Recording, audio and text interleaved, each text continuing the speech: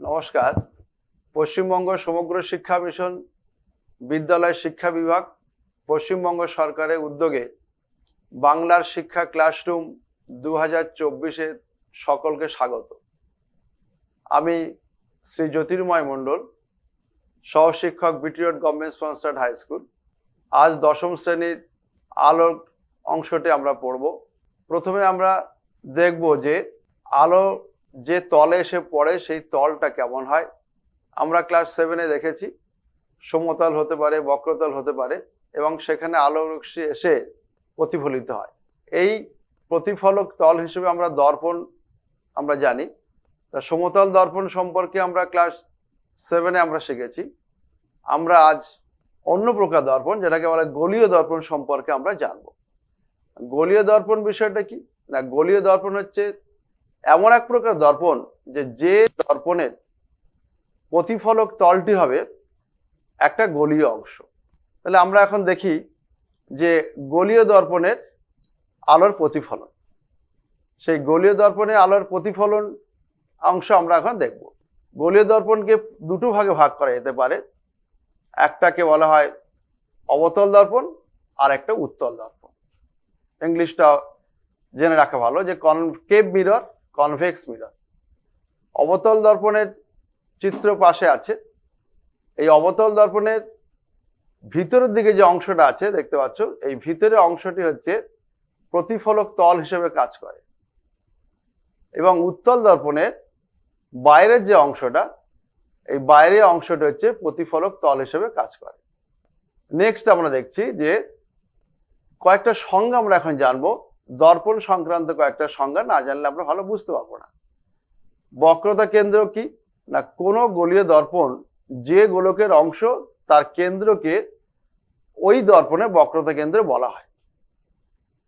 ছবিতে একটা গোলক আছে, তার একটা কেন্দ্র থাকবে এবং এই গোলকেরই কিন্তু একটা অংশ হচ্ছে এম ড্যাশ, অর্থাৎ এটা কিন্তু একটা দর্পণ। তাহলে এটা কি দর্পণ হবে? যেহেতু ভিতরের দিকটা প্রতিফলক তল হিসেবে কাজ করছে, তার মানে এটা হচ্ছে কনকেভ মিরর বা অবতল দর্পণ। তাহলে এই গোলকের যে কেন্দ্র সি বিন্দুটাকে আমরা বলবো কি সেন্টার অফ কার্ভেচার বা বক্রতা কেন্দ্র। একইভাবে যদি আমি ডান দিকে গোলকটাকে আমি কল্পনা করি, তাহলে দেখব এখানে একটা দর্পণ এম ড্যাশ, যার বাইরের অংশটা হচ্ছে প্রতিফলক তল হিসেবে কাজ করছে এবং এই গোলকের মধ্যবিন্দু যেটা অর্থাৎ কেন্দ্র যেটা আছে সেটাকে আমরা বলবো কি সেন্টার অফ কার্ভেচার, অর্থাৎ বক্রতা কেন্দ্র হচ্ছে সি বিন্দুকে আমরা সি বিন্দু দিয়ে প্রকাশ করলাম। নেক্সট আমরা দেখব যে বক্রতা ব্যাসার্ধ কাকে বলে, রেডিয়াস অফ কার্ভেচার। বিষয়টা কি না, গোলীয় দর্পণের যে গোল যে অংশটা আছে অর্থাৎ গোলকের যে ব্যাসার্ধটা, এই ব্যাসার্ধকে আমরা বলবো কি ওই গোলীয় দর্পণের বক্রতা ব্যাসার্ধ। তাহলে বক্রতা ব্যাসার্ধ হলে কোনটা হবে? সি এবং পি এই অংশটি কি ব্যাসার্ধ, তার মানে এটাকে আমরা আর দিয়ে প্রকাশ করেছি এবং আর কে বলে কি রেডিয়াস অফ কার্ভেচার। ঠিক একই রকম ভাবে উত্তল দর্পণের ক্ষেত্রেও সি এবং পি যে ব্যাসার্ধ আছে সেই ব্যাসার্ধকে আমরা বলবো কি রেডিয়াস অফ কার্ভেচার বা বক্রতা ব্যাসার্ধ। অর্থাৎ দর্পণ যে গোলকের অংশ হলো সেই গোলকের ব্যাসার্ধকে আমরা বলবো কি বক্রতা ব্যাসার্ধ। মেরু কাকে বলে? মেরু হচ্ছে এই যে দর্পণটা যে দেখা যাচ্ছে, এই দর্পণের যে প্রতিফলক তল, এই যে লাল যে অংশটা দেখছো, এই প্রতিফলক তলের ঠিক মাঝের যে বিন্দুটা অর্থাৎ মধ্য বিন্দুটাকে আমরা বলবো কি দর্পণের মেরু। একে আমরা পি দিয়ে প্রকাশ করি, পি ফর পোল। অর্থাৎ দর্পণের মেরু অবতল দর্পণের ক্ষেত্রে এই বাঁ দিকে ছবিটা আছে পি বিন্দুটা এবং ঠিক ডান দিকে পোল হচ্ছে পি বিন্দু দিয়ে প্রকাশ করা হলো। অর্থাৎ দর্পণের ঠিক মাঝের বিন্দুটাকে বলা হয় কি পোল। এবার প্রধান অক্ষ কাকে বলা হবে? প্রধান অক্ষ হচ্ছে এই যে সি বিন্দু যেটা ছিল আমরা বলেছিলাম বক্রতা কেন্দ্র এবং এই যে পি যেটা গেল পোল বা মেরু, এই সি এবং পিটাকে যুক্ত করে দিতে হবে, সংযোগ করতে হবে। অর্থাৎ গোলীয় দর্পণের বক্রতা কেন্দ্র এবং মেরুর যে সংযোজক সরলরেখা তাকে আমরা বলি কি প্রিন্সিপাল অ্যাক্সিস বা প্রধান অক্ষ। এখানে এক্স ওয়াই এটা হচ্ছে প্রিন্সিপাল অ্যাক্সিস। ঠিক ডান দিকে কনভেক্স মিরর আছে, সেখানেও আমরা দেখছি এক্স ওয়াই হলো প্রধান অক্ষ।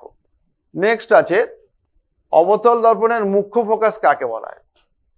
মুখ্য ফোকাস কাকে বলা হবে না, মুখ্য ফোকাস হচ্ছে একটা অবতল দর্পণের উপরে প্রধান অক্ষের সঙ্গে সমান্তরালভাবে আলোকরশ্মি যখন সেই দর্পণের উপরে আপতিত হয়, তখন ওই দর্পণ দ্বারা প্রতিফলিত হয়ে প্রধান অক্ষের উপরে যে বিন্দুতে মিলিত হবে সেই বিন্দুটাকে আমরা বলি হচ্ছে ওই দর্পণের মুখ্য ফোকাস। চিত্র ঠিক সেটাই আছে, একটা অবতল দর্পণ, প্রধান অক্ষ দেখা যাচ্ছে মাঝখানটা, এবং সমান্তরালভাবে আলোকরশ্মি গিয়ে এফ বিন্দু দিয়ে নির্গত হলো।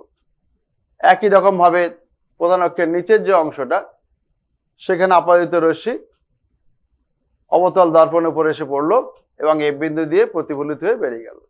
কোথায় মিলিত হলো না, প্রধান অক্ষের উপরে এফ বিন্দুতে এসে মিলিত হলো। এফ, এই এফ বিন্দুকে বলা হবে কি অবতল দর্পণের মুখ্য ফোকাস।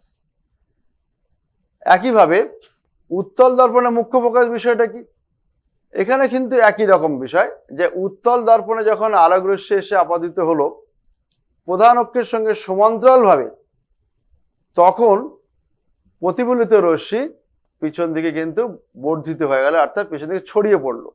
আসলে কোনো বিন্দুতে মিলিত হলো না। যদি প্রতিফলিত রশ্মিটাকে পিছন দিকে বর্ধিত করা যেত, তাহলে প্রধান অক্ষের উপর একটা বিন্দুতে এসে মিলিত হতো বলে মনে করা হচ্ছে। আসলে এই ফোকাস যে বিন্দুটা আছে, মুখ্য ফোকাস যেটাকে আমরা এফ দিয়ে প্রকাশ করেছিলাম, এখান থেকে যেন মনে হচ্ছে আলোকরশ্মিগুলো অপসৃত হয়েছে। গৌণ ফোকাস বিষয়টা কি, শুধু মুখ্য ফোকাস না, গৌণ ফোকাসও একটা বিষয় আছে। এখানে সাধারণত কি করা হয়, এর আগে যে বিষয়টা ছিল যে সবসময়তেই প্রধান অক্ষের সঙ্গে সমান্তরালভাবে আলোকরশ্মি গুচ্ছ আসবে, এসে যে পড়বে সমান্তরালভাবে, এরকম বিষয়টা না। প্রধান অক্ষ ছাড়া যদি আলোকরশ্মি গুচ্ছ সমান্তরালভাবে দর্পণের উপরে আপতিত হয়, তাহলে প্রতিসৃত রশ্মি ওই প্রধান অক্ষ ছাড়া অপর একটা বিন্দুতে এসে মিলিত হয়।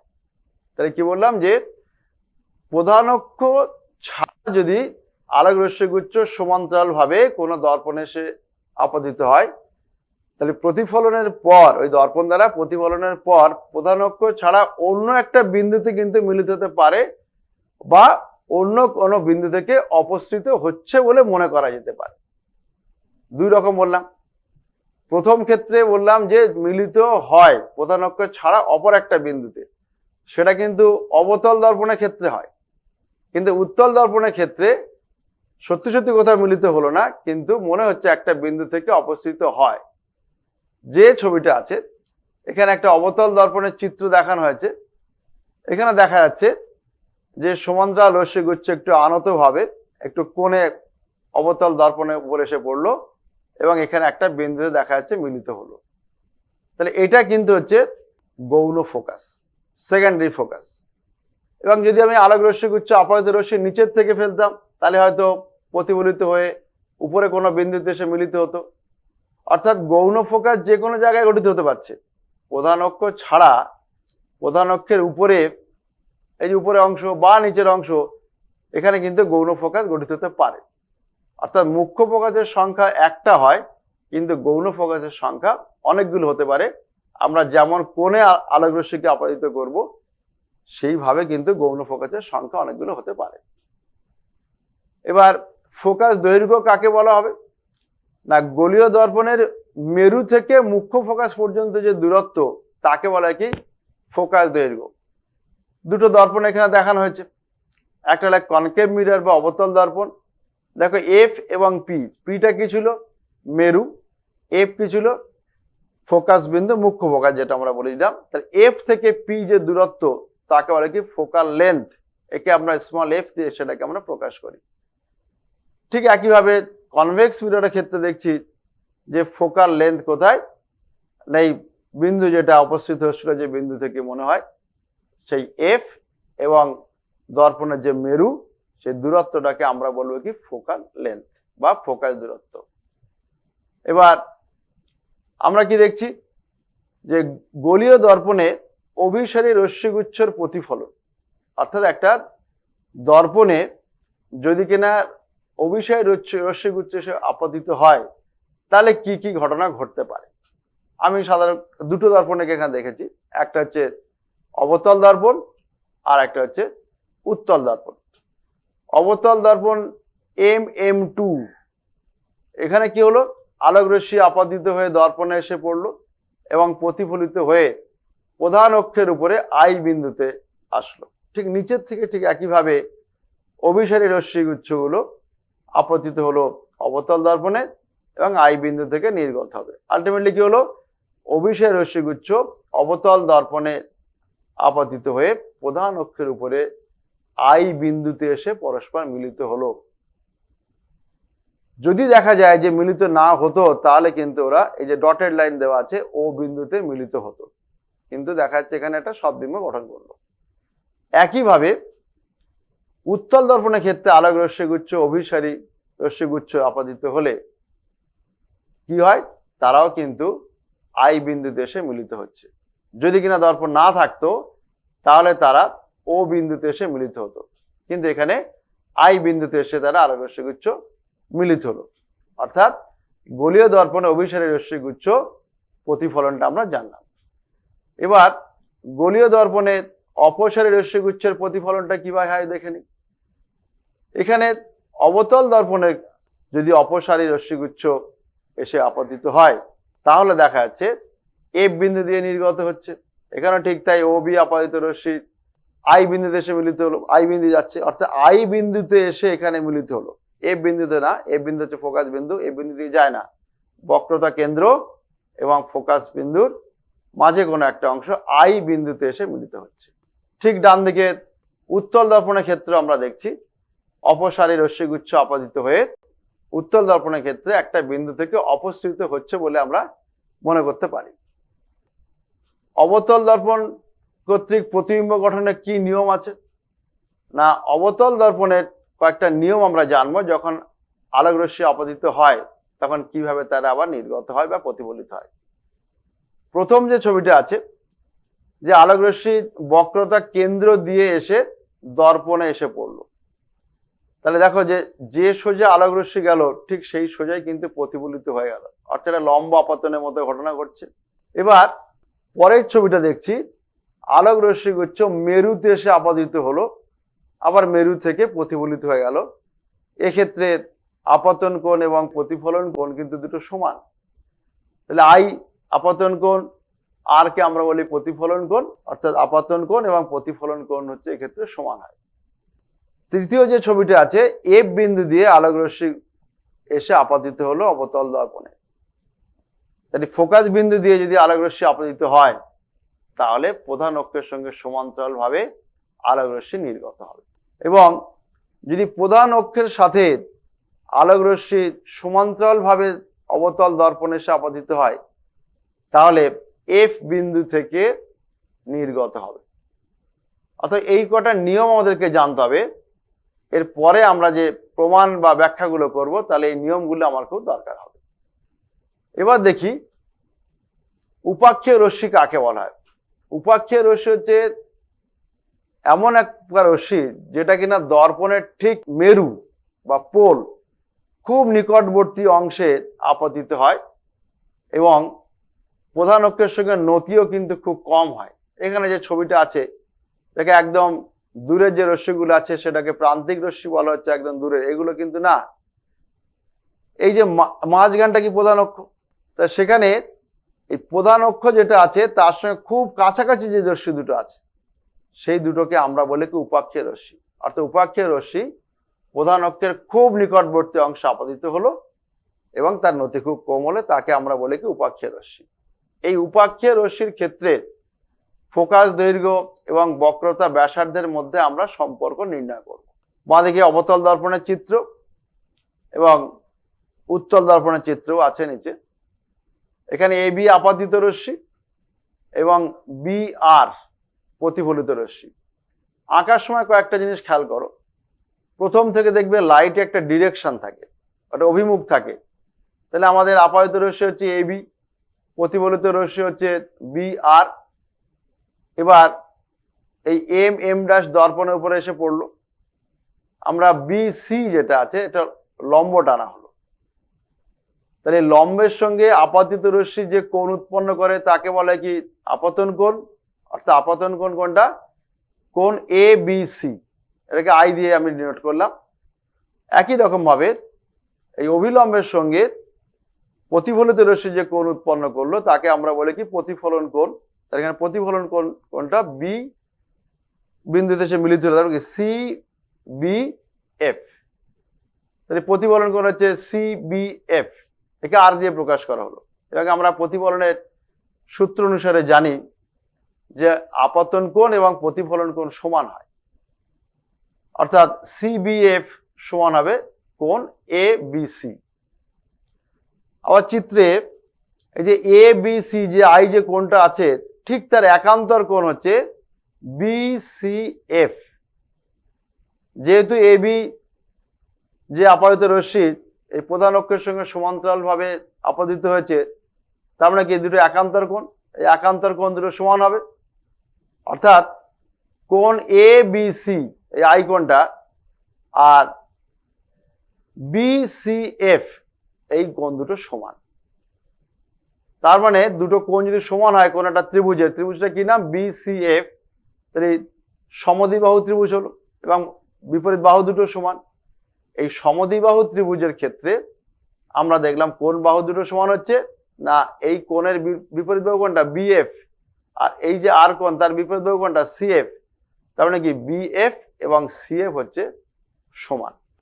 এবার যদি কিনা উপাক্ষের রশ্মির কথা বলা আছে আমার, তাহলে উপাক্ষের রশ্মির ক্ষেত্রে কি হয়? বি বিন্দু আর পি বিন্দুটা খুব কাছাকাছি হয়, আমি একটু আগে বললাম। তার মানে কি বি বিন্দু আর পি বিন্দু খুব কাছাকাছি হওয়ার অর্থ এই পিএফ এবং বিএফ এই দুটোকে আমি সমান ভাবতে পারি। কেন? বিটাকে আমি টেনে আমি পি এর জায়গায় নিয়ে এলাম, তার মানে কি পিএফ এবং বিএফ হলো কি সমান। তাহলে কি দাঁড়ালো? যে সিএফ সমান হবে পিএফ সমান কিন্তু হচ্ছে আবার বিএফ। তাহলে তিনটে দেখো সমান আছে। এবার সি থেকে পি পর্যন্ত যে দূরত্ব তাকে বলা কি বক্রতা ব্যাসার্ধ। তাহলে সিপি সমান তাহলে কত হবে? সিএফ প্লাস তাহলে কি পিএফ। আর এই পিএফটাকে আমরা বলি কি ফোকাস দৈর্ঘ্য, কারণ সবসময় আমাদের পি বিন্দু থেকে বা পোল থেকে আমাদের দূরত্ব নির্ণয় করতে হয়। তার মানে এক্ষেত্রে আমরা দেখলাম যে পিএফ সমান তাহলে কত? হাফ ইন্টু সিপি, অর্থাৎ ফোকাস দৈর্ঘ্য সমান হাফ ইন্টু বক্রতা ব্যাসার্ধ। তাহলে আমি যদি গুণ করি তাহলে আর ইকুয়াল টু কত হবে? 2f, অর্থাৎ বক্রতা ব্যাসার্ধ ফোকাস দৈর্ঘ্যের দ্বিগুণ। এবার অবতল দর্পণ দ্বারা বিস্তৃত বস্তুর সৎ বিবর্ধিত প্রতিবিম্ব গঠন, সেটা কেমন জিনিস? না, এই একটা অবতল দর্পণ, সেই অবতল দর্পণের এবি হচ্ছে একটা বিস্তৃত বস্তু, আলোক রশ্মি দর্পণের উপর আপতিত হলো এবং প্রধান অক্ষের সমান্তরাল ভাবে যেহেতু আপতিত হলো তাহলে এফ বিন্দু দিয়ে নির্গত হবে, আমি আগে নিয়মটা বলেছি। আর এফ বিন্দু দিয়ে যখন আবার আলোক রশ্মি আপতিত হয় কোনো দর্পণে এসে পড়ে তখন আবার প্রধান অক্ষের সঙ্গে সমান্তরাল ভাবে নির্গত হয় এবং দেখা যাচ্ছে যে প্রতিফলিত রশ্মিদ্বয় বি ড্যাশ বিন্দুতে মিলিত হলো। অর্থাৎ এ বি বস্তুর প্রতিবিম্ব হলো এ ড্যাশ বি ড্যাশ, অর্থাৎ এইটা হচ্ছে প্রতিবিম্ব। তাহলে এই প্রতিবিম্বটা প্রকৃতি কেমন হচ্ছে? যেহেতু সত্যি সত্যি কোনো একটা বিন্দুতে মিলিত হলো তাই জন্য প্রতিবিম্বটাকে আমরা বলবো কি সদ্বিম্ব এবং উল্টো হয়েছে। তার মানে কি এ বির উল্টো প্রতিবিম্ব দেখা গেল, তাই জন্য আমরা বলি অবশিষ্য। সমশীর্ষ মানে কি সমান ভাবে দেখা যায় মাথা দুটো, আর অবশিষ্য মানে কি উল্টানো হবে। তাহলে এখানে প্রতিবিম্বর প্রকৃতি কি সৎ, অবশিষ্য এবং বস্তু অপেক্ষা বড় বা বিবর্ধিত প্রতিবিম্ব গঠন করে। একইভাবে যদি আমরা অবতল দর্পণ দ্বারা বিস্তৃত বস্তু একটা অসৎ বিবর্ধিত প্রতিবিম্ব গঠন করি সেক্ষেত্রে কি হবে? না, বস্তুটাকে তখন আমাকে ফোকাস বিন্দু থেকে কম দূরত্বে রাখতে হবে। অর্থাৎ এ বি হচ্ছে বিস্তৃত বস্তু, এ ডি হলো আপাদিত রশ্মি এবং ডি থেকে রশ্মি সোজা দেখো এফ বিন্দু দিয়ে নির্গত হলো। আর একটা রশ্মি যেটাকে না এ ই পথে যাচ্ছে, সেটা আবার প্রতিফলিত হয়ে সি বিন্দু দিয়ে নির্গত হলো। তাহলে এবার আমরা যদি দেখি যে এই দুটোর দূরত্ব কিন্তু আস্তে আস্তে কিন্তু বেড়ে যাচ্ছে, তার মানে কি এদের দিয়ে কখনো সদ্বিম্ব গঠন করা সম্ভব না। যদি পিছন দিকে আমি এটাকে বর্ধিত করতাম, তাহলে মনে হয় এখানে এ ড্যাশ বিন্দুতে মিলিত হতো, এবং সেক্ষেত্রে যে প্রতিবিম্ব, সেই প্রতিবিম্বকে আমরা এ ড্যাশ বি ড্যাশ দিয়ে প্রকাশ করলাম। অর্থাৎ এই যে প্রতিবিম্ব, সেটা হচ্ছে অসৎ প্রতিবিম্ব। কারণ এখানে সত্যি সত্যি কি এ ড্যাশ বিন্দুতে প্রতিফলিত রশ্মি নির্গত হয়েছে? না, আমরা কল্পনা করলাম, তাই জন্য এখানে আমরা ডটেড লাইন দিয়ে প্রকাশ করি। এটা আমাদের মনে রাখতে হবে যে রিয়েল যদি না হয়, ইমাজিনারি যদি হয়, তাহলে আমরা সেটা ডটেড লাইন দিয়ে প্রকাশ করব। অর্থাৎ এ ড্যাশ বি ড্যাশ যেটা দৈর্ঘ্যটা, এটা হচ্ছে প্রতিবিম্বের উচ্চতা। তাহলে প্রতিবিম্বটা কেমন হলো? অসৎ প্রতিবিম্ব এবং হলো কি বিবর্ধিত। তাহলে আমি সেই লিখলাম যে প্রতিবিম্বটা হচ্ছে অসৎ, সমশীর্ষ এবং বিবর্ধিত। সমশীর্ষ কেন বলছে? না এ বি এবং এ ড্যাশ বি ড্যাশ দেখো একই রকম ভাবে মাথাটা আছে, অর্থাৎ সেটা গেল কি সমশীর্ষ। এবার আমরা কি দেখছি? এবার আমরা দর্পণকে একটু চেনার চেষ্টা করি। যে এত সময় তো দেখলাম দর্পণের নিয়ম কারণ, এবার দর্পণকে আমি এবার চেনার চেষ্টা করি। দর্পণকে কিভাবে চিনব? না, কোনো একটা দর্পণের সামনে যদি আমরা কোনো বস্তুকে রাখি, তাহলে সেটা একটা প্রতিবিম্ব গঠন করতে পারে। যদি দেখা যায় যে প্রতিবিম্বটা আকারে বড় হচ্ছে, সমশীর্ষ হচ্ছে, তাহলে সেটা অবতল দর্পণ। আর যদি প্রতিবিম্বটি আকারে ছোট হয়, সমশীর্ষ তো বটেই, সেক্ষেত্রে দর্পণটি হবে উত্তল দর্পণ। এই দর্পণ যদি আমি চিনতে পারলাম, তাহলে আমি এর ব্যবহারও করতে পারবো। তাহলে উত্তল দর্পণের ক্ষেত্রে কি হয়? ছোট দেখায়। তাহলে এখানে আমরা গাড়ির যে ভিউ ফাইন্ডার, সেই কাঁচ দিয়ে আমরা দেখতে পারবো যে কোনো গাড়ি আসছে, সেই গাড়ির ছবিটা আমরা ছোট আকারে উত্তল দর্পণের সাহায্যে দেখতে পারবো। অর্থাৎ যে ড্রাইভার, যে গাড়ি চালাচ্ছে, চালক, সে কিন্তু এখানে ভিউ ফাইন্ডার দিয়ে দেখতে পাবে। এবার অবতল দর্পণের ক্ষেত্রে আমি নিয়মটা কি বলেছিলাম? যে অবতল দর্পণের ক্ষেত্রে বড় দেখাচ্ছে। বড় দেখাচ্ছে কোথায় এটা ব্যবহার করা যেতে পারে? না, যারা দন্ত চিকিৎসক, ডেন্টিস্ট যারা হয়, তারা দাঁতের কোনো একটি অংশ দেখার জন্য, সূক্ষ্মভাবে বোঝার জন্য বড় আকারে সেটা দেখতে গিয়ে অবতল দর্পণের ব্যবহার করা হয়, বা অবতল দর্পণের সাহায্য নিয়ে সেই অংশটাকে দেখেন। এটা হচ্ছে উত্তল দর্পণের ব্যবহার। অবতল দর্পণের ব্যবহার আমরা জানলাম। এবার দেখি যে আর একটা পার্ট আমরা একটু পড়ে নেওয়ার চেষ্টা করি, যেটা আমরা আবার ক্লাস 8-এ একটু পড়েছিলাম, যে আলোর প্রতিসরণ বিষয়টা কি। আলোর প্রতিসরণ হতে গেলে সাধারণত কি হয়? দুটো মাধ্যম দরকার হয়, দুটো সমসত্ব মাধ্যম দরকার হয়। সেই সমসত্ব মাধ্যম থাকবে, একটা ঘন মাধ্যম থাকে, একটা লঘু মাধ্যম থাকে। সেখানে একটা মাধ্যম থেকে আর একটা মাধ্যমে আলোক রশ্মি এসে আপাতিত হয়। তাহলে প্রতিসরণ কি বলছে? না, আলোক রশ্মি যখন একটা স্বচ্ছ সমসত্ব মাধ্যম থেকে ভিন্ন ঘনত্বের অপর একটি স্বচ্ছ সমসত্ব মাধ্যমে তির্যকভাবে এসে পড়ে, তখন দুই মাধ্যমের বিভেদ তল থেকে আলোক রশ্মির গতির অভিমুখের পরিবর্তন ঘটে, এবং এই ঘটনাকে আমরা বলি কি প্রতিসরণ। ছবিতে দেখা যাচ্ছে যে এই যে নীল যে অংশটা আছে, এটা একটা সমসত্ব মাধ্যম। উপরে যে অংশটা আছে, সেটাও কিন্তু একটা সমসত্ব মাধ্যম, কিন্তু দুটোর আলাদা ঘনত্ব আছে। এখানে ইনসিডেন্ট রে যেটা আছে, বা আপাদিত রশ্মি, কি করলো? না, একটা সমসত্ব মাধ্যম, এটাকে আমরা সাধারণত লঘু মাধ্যম বলছি, সে কি করছে? অপর একটা মাধ্যমে যখন প্রবেশ করলো, তখন দেখা যাচ্ছে এই রেড যে অংশটা আছে, এটা রিফ্র্যাক্টেড রে বলছি আমরা, প্রতিসৃত রশ্মি, সেটা আমি দেখালাম। এবং এই যে ডটেড যে লাইনটা, এটা অভিলম্ব, এবং অভিলম্বের সঙ্গে যে কোণ উৎপন্ন করে, তাকে আমি একটুক্ষণ আগেই বললাম আপতন কোণ। এবং অভিলম্বের সঙ্গে এখানে প্রতিসৃত রশ্মি যে কোণ উৎপন্ন করে, তাকে বলা হয় কি? প্রতিসরণ কোণ। অর্থাৎ একটা মাধ্যম থেকে অপর একটা মাধ্যমে আলোক রশ্মি এলে আলোক রশ্মি একটা গতিপথের পরিবর্তন ঘটে, সেই ঘটনাকে আমরা বলি কি? আলোর প্রতিসরণ। এবার প্রতিসরণ লঘু মাধ্যম থেকে ঘন মাধ্যম হতে পারে, আবার ঘন মাধ্যম থেকে লঘু মাধ্যম হতে পারে। এই ঘনমাধ্যম লঘু মাধ্যম বিষয়টা কি?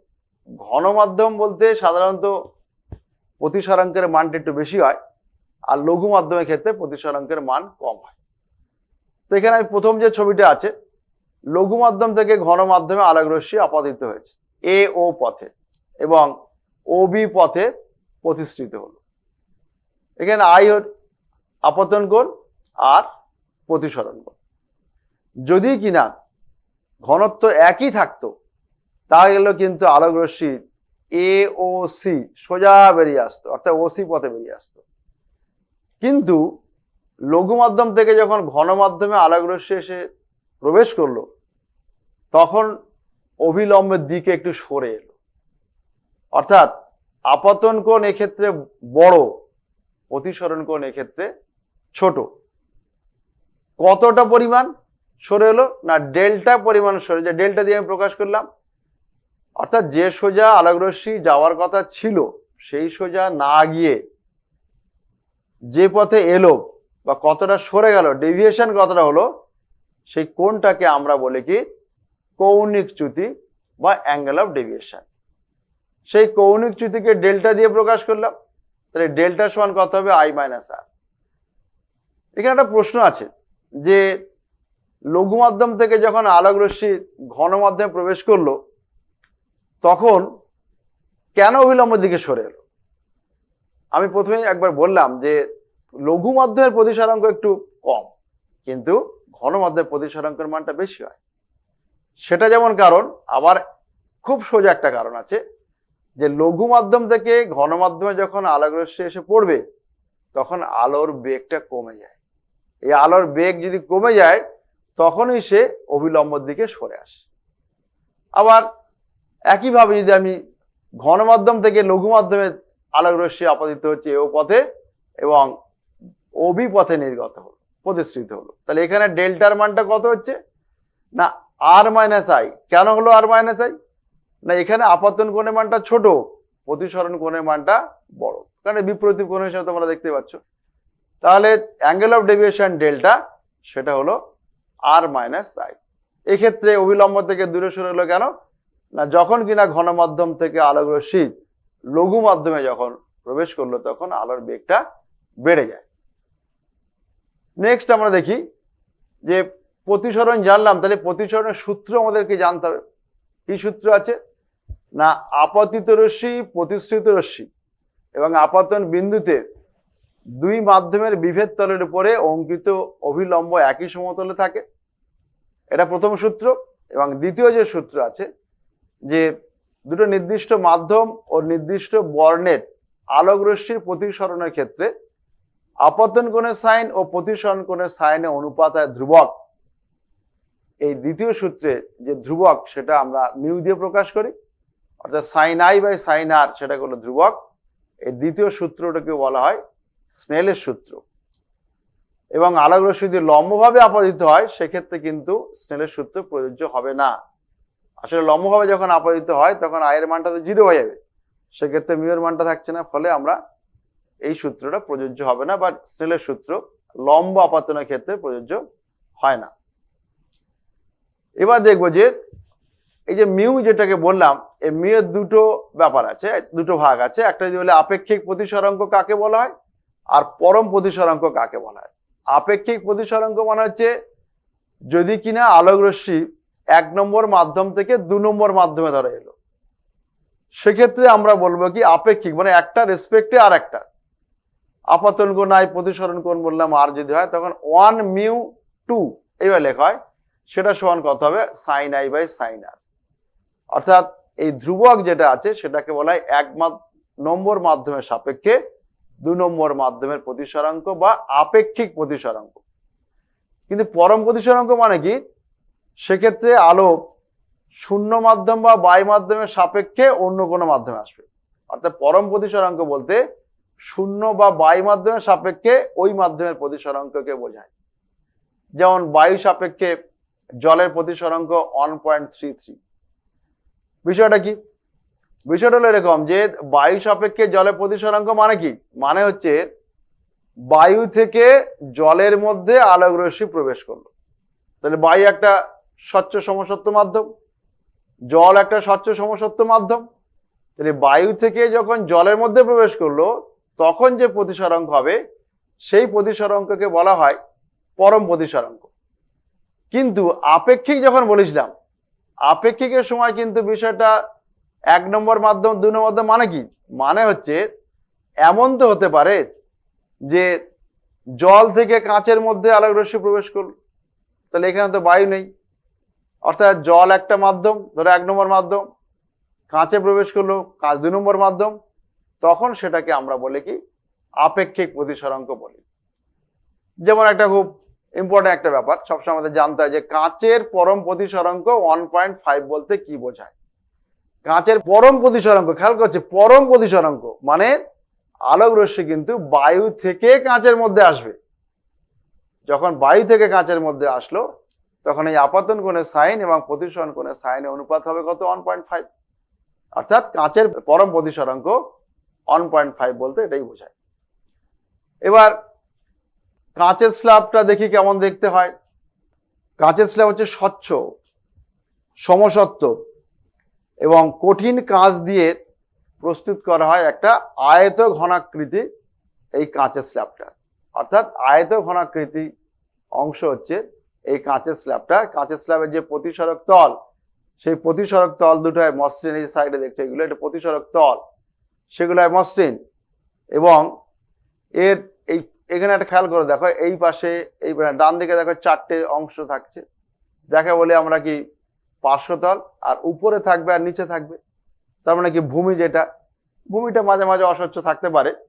এবার আলো কি করে এই দিক থেকে সে এর কাঁচের মধ্যে দিয়ে এসে আবার এই দিক থেকে বেরিয়ে যাবে, তখন এই একটা প্রতিসরক তল হলো, এই দিকটা তখন আরেকটা প্রতিসরক তল হলো। প্রিজমের ক্ষেত্রে ঠিক তাই। প্রিজমের ছবিটা আমরা লক্ষ্য করলে দেখতে পাবো যে 3টে আয়তাকার তল আছে এবং 2টো ত্রিভুজাকৃতির তল দ্বারা গঠিত একটা সমসত্ব স্বচ্ছ প্রতিসারক মাধ্যম হচ্ছে প্রিজম। প্রিজমের ক্ষেত্রে আর 2টো জিনিস একটু জেনে রাখতে হবে, যে প্রতিসারক তল কাকে বলা হয় আর প্রতিসারক কোণ কাকে বলা হয়। প্রতিসারক তল মানে হচ্ছে প্রিজমে আলো যে তলে এসে পড়ে, প্রিজমে আলো যে তলে এসে পড়বে আর যে তল দিয়ে বেরিয়ে যাবে, সেই দুটো তলকে আমরা বলি কি প্রিজমের প্রতিসারক তল। আর এই প্রতিসারক তল দুটো দিয়ে যে কোণ উৎপন্ন করে সেই কোণটাকে আমরা বলি কি প্রতিসারক কোণ। তাহলে প্রতিসারক কোণ আর প্রতিসারক তল সম্পর্কে আমরা জানলাম। এবার কাঁচের স্ল্যাবের মধ্যে দিয়ে যে আলোর প্রতিসরণ হয় এবং তার চ্যুতিকোণ কত সেটা জানার চেষ্টা করি। একটা কাঁচের স্ল্যাব, এখানে এ বি সি ডি একটা কাঁচের স্ল্যাব, পিকিউ হলো আপাদিত রশ্মি এবং কিউ আর মধ্যে দিয়ে মানে প্রতিশ্রুত রশ্মি কাঁচের মধ্যে দিয়ে চলে এলো এবং আর এস পথে আবার নির্গত হলো। তাহলে আমরা কি করছি যে কিউ বিন্দুর কথা ফার্স্টে আমরা ভাবি। কিউ বিন্দু যখন আলোক রশ্মি এসে পড়লো তাহলে সেক্ষেত্রে মিউ সমান কত হবে sign i one by sine r on, কারণ এখানে আপাতন কোণ আইন, প্রতিসরণ কোণ আর অন। তাহলে কিউ বিন্দুতে প্রতিসরণের ক্ষেত্রে sine i one by sine r one equal to mu. একইভাবে আর বিন্দুর ক্ষেত্রে আমরা দেখছি যে sine r one by sine i two সমান হচ্ছে 1 বাই মিউ। কেন হলো এটা না, এই ক্ষেত্রে আপতন কোণ যেটা আছে সেটা কিন্তু হচ্ছে আর অন, আর প্রতিসরণ কোণ যেটা সেটা কি আই টু। এবং এই আর অনটা সমান কেন না, অবিলম্ব দুটো কিন্তু পরস্পর সমান্তরালে আছে, তার মানে এখানেও কিন্তু আর অন এবং এই আর অন দুটো সমান হলো কারণ তারা পরস্পর একান্তর কোণ। আর মিউকে বলা হয় কি কাঁচের প্রতিসরাঙ্ক। এবার আমি গুণ করে দিলাম, মিউ ইন্টু 1 বাই মিউ গুণ করলে 1 হলো, এখানে সাইন আর অন কাটাকুটি হলে sine i one by i two, আমরা আলটিমেটলি পেলাম কি আই ওয়ান ইকুয়াল টু হচ্ছে আই টু। তার মানে কি এখানে কোনো চ্যুতিকোণ হলো না, অর্থাৎ কোনো কৌণিক চ্যুতি হবে না, শুধু সমান্তরাল ভাবে রশ্মিগুচ্ছ বেরিয়ে আসবে। নেক্সট আমরা দেখবো যে প্রিজমের ক্ষেত্রেও কেমন হয়। এই যে প্রিজম যেটা আছে এ বি সি যে প্রিজম আছে, প্রতিসরক তল কিন্তু বললাম একটু আগে, এ বি হচ্ছে প্রতিসরক তল আর এসি হচ্ছে প্রতিসরক তল, এবং এই যে দুটো তল পরস্পর এ বিন্দুতে ছেদ করলো একে বলা হয় কি প্রতিসারক কোণ। এবার পি কিউ আপাদিত রশ্মি, খুব স্বাভাবিক, লঘু মাধ্যম থেকে যখন ঘন মাধ্যমে আমরা যাচ্ছে তখন তো সোজা যাবে না, অবিলম্ব থেকে সরে আসবে। ঠিক দেখো অবিলম্ব থেকে অবিলম্বের দিকে সরে এলো। একইভাবে আবার ঘন মাধ্যম থেকে যখন লঘু মাধ্যমে আসবে তখন আবার অভিলম্ব থেকে দূরে সরে গেল। তাহলে আয়ন এখানে আপতন কোণ, প্রতিসরণ কোণ R1, একই রকম ভাবে আর বিন্দু যখন এলো তখন R2 হচ্ছে আপতন কোণ, I2 হচ্ছে প্রতিসরণ কোণ। এবং অভিলম্ব না থাকলে তো আমরা কোণ বলতে পারবো না, কারণ অভিলম্বের সঙ্গে তো কোণ উৎপন্ন করবে। কারণ এখানে একটা অভিলম্ব আঁকা হয়েছে QN, দেখো, বা এখানে একটা অভিলম্ব আছে RN। এবার আমাকে নির্ণয় করতে হবে হচ্ছে চ্যুতিকোণের রাশিমালা। তাহলে চ্যুতিকোণ কোনটা? চ্যুতিকোণ হচ্ছে যে সোজা যাওয়ার কথা ছিল সেই সোজা না গিয়ে কতটা বেঁকে গেল, সেই যে কোণটা, সেই কোণটাকে আমরা বলবো কি চ্যুতিকোণ। তাহলে এখানে ডেল্টা দিয়ে প্রকাশ করা হয়েছে চ্যুতিকোণ, কারণ RS কে পিছন দিকে বর্ধিত করলে ও বিন্দুতে মিলিত হচ্ছে। আর যদি P থেকে সোজা আমি রশ্মিটাকে বের করতে পারতাম তাহলে এই সোজা চলে যেত। ডেল্টা, এই ডেল্টা সমান কি হবে না, ডেল্টা সমান জানতে গেলে আমরা জানবো যে OQR এই যে ত্রিভুজটা আছে সেই ত্রিভুজটা হচ্ছে একটা নিয়ম আছে যে এইটা বহিস্থ কোণ। তাহলে বহিস্থ কোণ কি না, বিপরীত অন্তস্থ কোণদ্বয়ের সমষ্টির সমান। অর্থাৎ কোন ত্রিভুজের বহিস্থ কোণ বিপরীত অন্তস্থ কোণদ্বয়ের সমষ্টির সমান। তাহলে এখানে ডেল্টা সমান আমি লিখতে পারবো কি OQR প্লাস ORQ, এই দুটো যোগ করলে আমি চ্যুতিকোণ পাবো। এখানে এই কোণের মানটা কত, I1 মাইনাস R1, কারণ আমরা যদি বিপরীত কোণ দিয়ে ভাবি তাহলে I1 থেকে R1 যদি বিয়োগ করে দিলে আমার এই অংশটা পাবো। কোন অংশটা? OQR। তাহলে এখানে লিখলাম যে OQR সমান I1 মাইনাস R1। একই রকম ভাবে ডান দিকে I2 মাইনাস R2 হিসাব করে দেখলাম I1 plus I2 minus R1 plus R2। এবার একটা AQNR, এই যে সেক্ষেত্রে আমরা জানি চারটে কোণ এর সমষ্টিটা 360 ডিগ্রি। তাহলে এ কোণ প্লাস AQN প্লাস QNR এবং NRA, এই চারটে কোণ যোগ করলে আমার 360 ডিগ্রি।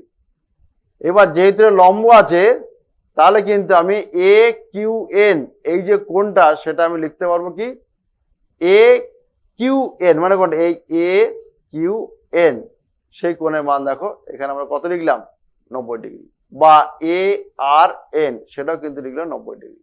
তার মানে A প্লাস 90 প্লাস 90 প্লাস এই নিচে যে অংশটা আছে QNR, এই দুটো যোগ করলে হলো 360।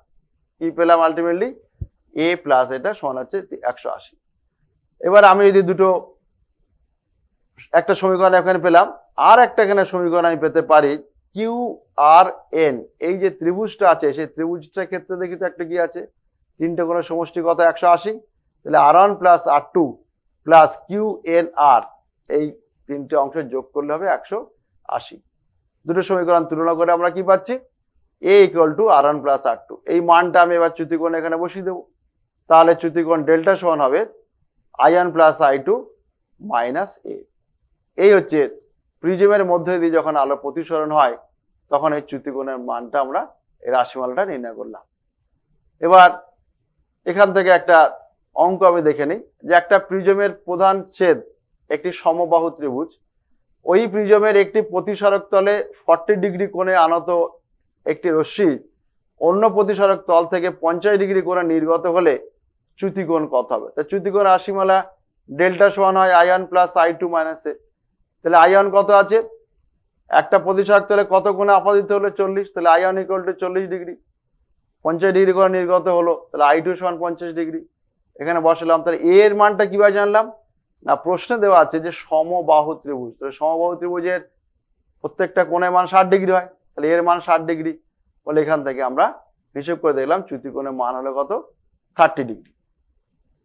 তাহলে আমরা আজকে দুটো বিষয় জানলাম, প্রথম হচ্ছে গোলীয় দর্পণের বিভিন্ন অংশ এবং সেখানে প্রতিবিম্ব কিভাবে গঠিত হয় সেই অংশটা, আর দ্বিতীয় যে পার্টটা দেখলাম সেটা হচ্ছে আলোর প্রতিসরণ কিভাবে হয়, সেখানে কাঁচের ফলক বা প্রিজমের বিভিন্ন অংশ দিয়ে আমরা বুঝলাম। ধন্যবাদ সবাইকে। আমরা নেক্সট আবার আলোর দ্বিতীয় যে অংশ সেটা পরের ক্লাসে আমরা আলোচনা করব।